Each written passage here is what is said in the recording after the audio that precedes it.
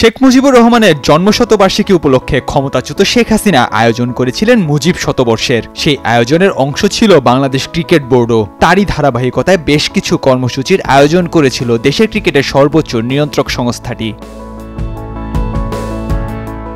বিভিন্ন অনুষ্ঠান ও টুর্নামেন্ট আয়োজনের পেছনে সাবেক বোর্ড সভাপতি এই মুজিব শতবর্ষকে সামনে রেখে হাতিয়ে নিয়েছিলেন কোটি টাকা, এমনটাই সন্দেহ দুর্নীতি দমন কমিশনের। আর সে প্রেক্ষিতে মঙ্গলবার দুদকের একটি দল অনুসন্ধানে আসে বিসিবিতে। মুজিব শতবর্ষ আয়োজনের জন্য বিসিবির জন্য সরকারের পক্ষ থেকে বরাদ্দ ছিল 15 কোটি টাকা। পরবর্তীতে সেই ব্যয় দেখানো হয় 25 কোটি টাকা। দুদকের ধারণা আদতে খরচ হয়েছে 7 থেকে 8 কোটি টাকা। বাকি টাকা দুর্নীতির মাধ্যমে আত্মসাৎ করেছেন তৎকালীন বোর্ড সভাপতি ও পরিচালকদের একটি অংশ। নয়াদিগন্তকে এমনটাই জানিয়েছেন অভিযান পরিচালনাকারী দুদকের সহকারী পরিচালক মোহাম্মদ আলামিন।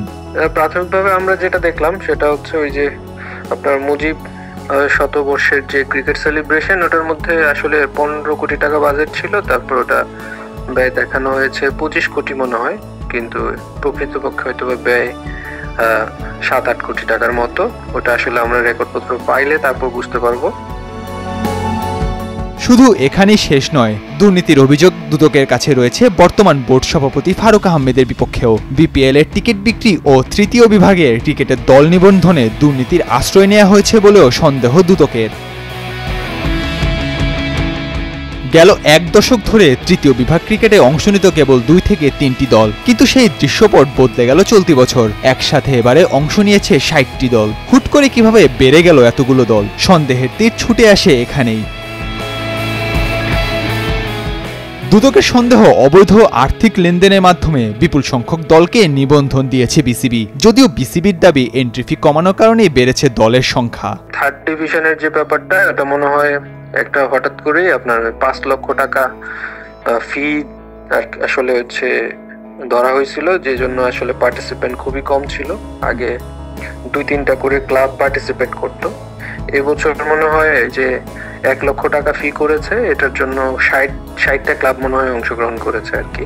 তো হিউজ একটা ডিফারেন্স পাইছি। এখন এটা কিসের জন্য সেটা আসলে আমরা কাগজপত্র না পেলে বুঝতে পারবো না। এদিকে সন্দেহ রয়েছে বিপিএল এর টিকিট বিক্রি নিয়েও। বিপিএল এর আগের 10 আসর মিলিয়ে টিকিট বিক্রি থেকে বিসিবি অর্জন করেছিল মোট 15 কোটি টাকা। কিন্তু বর্তমান বোর্ড সভাপতি ফারুক আহমেদ জানিয়েছেন 11তম আসরে টিকিট বিক্রি করে তারা পেয়েছেন 13 কোটি টাকা। এটি নিয়েও বোর্ডের কাছে নথিপত্র চেয়েছে দুদক।